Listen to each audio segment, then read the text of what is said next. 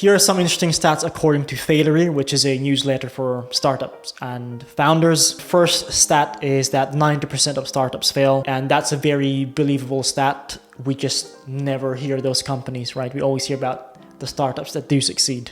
But I am very confident a lot of startups do fail. The second stat is that 10% of startups fail within their first year. And again, that's another believable stat depending on what constitutes a startup failing. Is it the startup running out of funding? Is it the founders giving up an idea or arguing and deciding to go their separate ways? Or is it the fact that there's no active users or there's no profit margins happening even after being funded? And then finally, the third and final stat, which is interesting, probably the most believable, is that at least 10% of the reasons why startup fail is because of poor marketing strategies. And now that I've got your attention, let's try and fix that, shall we? All right, you have a great startup idea, you have product market fit, you even have active paying users, so you know that for the most part your product is validated. You may have even just received funding. You're now looking to focus on growth. So now the question is understanding channels should we deploy campaigns on, and what's our strategy. So in this video we're gonna be very biased towards B2C and direct-to-consumer startups, which I specifically work with, although this can also help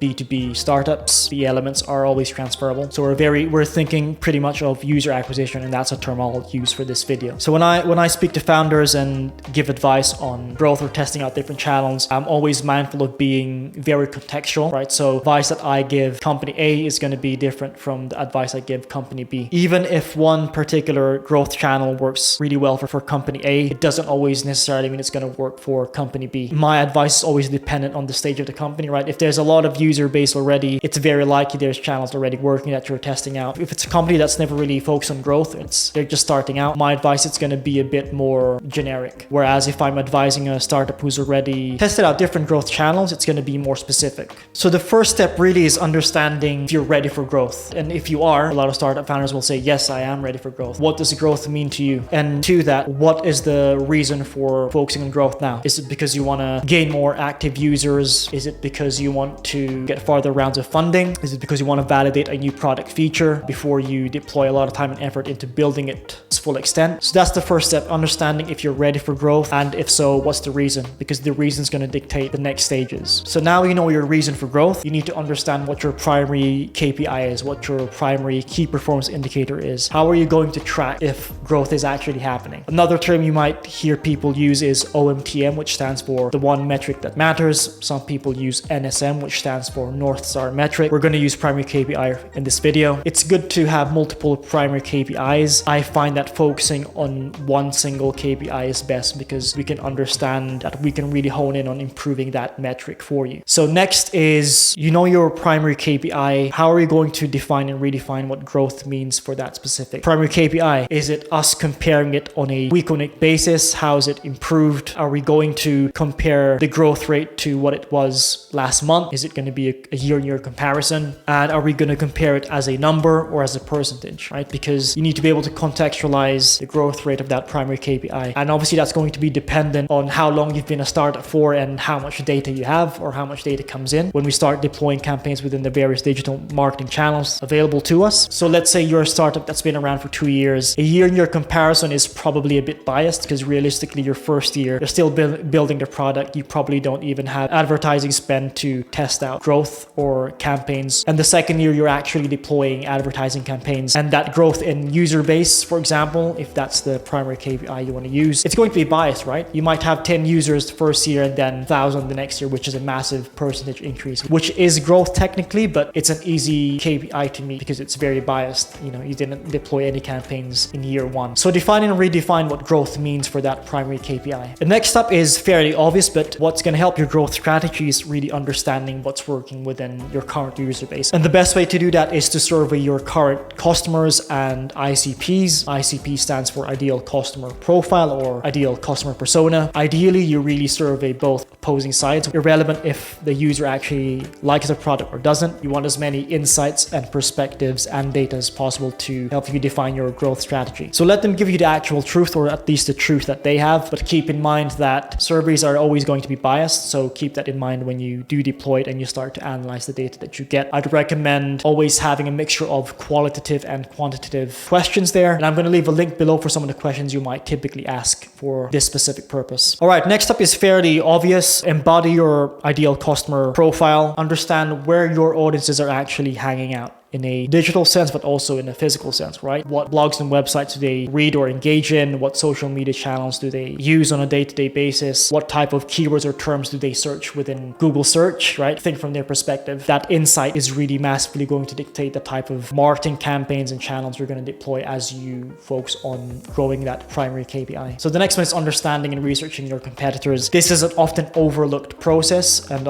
I've noticed that a lot of people do this quite half-heartedly, but the benefits of this is fairly obvious, right? Being able to understand the type of messaging or creatives that your competitors use is a great way to help you strategize your marketing campaigns and creative assets, right? How you're going to approach your customers or potential prospects. There's loads of ways to do this. I'll breeze through this fairly quickly. An easy one is Facebook ads library. That's a way for you to understand the current ads that your competitors are using. Next is Google Ads Transparency. That's actually newly released as of 2023. That's a way for you to understand your competitors' ads across the whole Google ad network, including seeing their ads on YouTube, Google Display, Search, Google Shopping, and Display as well. There's another great tool called SimilarWeb, which is a way for you to analyze your competitors' websites, ranking, traffic, keywords that they target within their metadata for SEO purposes, for example. And then finally, fourth is just your standard research, right? So going on their social media channels, seeing the type of content that they release, how they engage with their customers, looking at their LinkedIn profile, the type of posts, the type of product updates that they emphasize. And realistically, just doing this exercise will probably give you about 80% of the strategy and channels that you should deploy